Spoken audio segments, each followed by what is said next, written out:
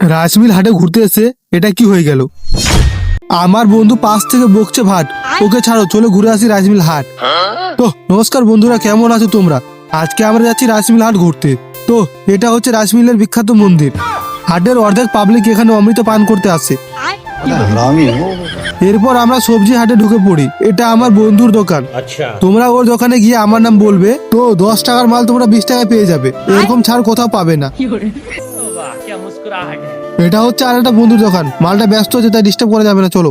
এই যে নিচে দেখছো, এগুলো পুরোটাই সবজির দোকান। তারপর দেখি হঠাৎ ঝামেলা লেগে গেছে, বিশাল ঝামেলা।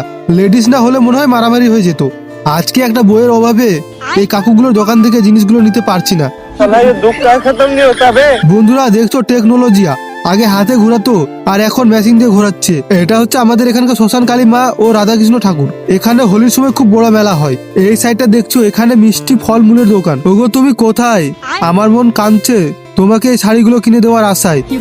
আর এই সাইডটা পুরোটাই কাপড়ের দোকান, আর এদিকে গোটাই লোহার দোকান। এটা হচ্ছে মেন রোড, এখানে চারদিক থেকেই আসা যায়। এই রাস্তাটা দেখছো, এটা চলে গেছে কান্তুরকা ও মানিকড়ের দিকে।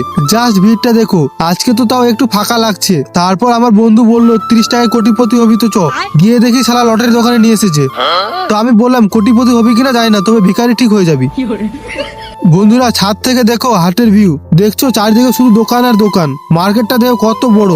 তারপর আমরা চলে যাই ফুল গাছ নেওয়ার জন্য, কিন্তু দাম যে বলছে, হালকা করে ওখান থেকে কেটে পড়ি। দেখছো বন্ধুরা, রোলস রয়েলস এর পাইলটের সাথে ঝড় লেগে গেছে। এই দেখো বাড়ির প্রতি সবাই রওনা দিয়েছে। তারপর আমরা হাট থেকে বেরোতে থাকি। যাওয়ার সময় দুটো চপ নিয়ে নিলাম। এই চপের নাম কে কে জানে একটু কমেন্ট করে বলো। তো টাটা বন্ধুরা, দেখা হচ্ছে পরের ভিডিওতে। আর ভিডিওটা কেমন হচ্ছে একটু কমেন্ট করে জানিও।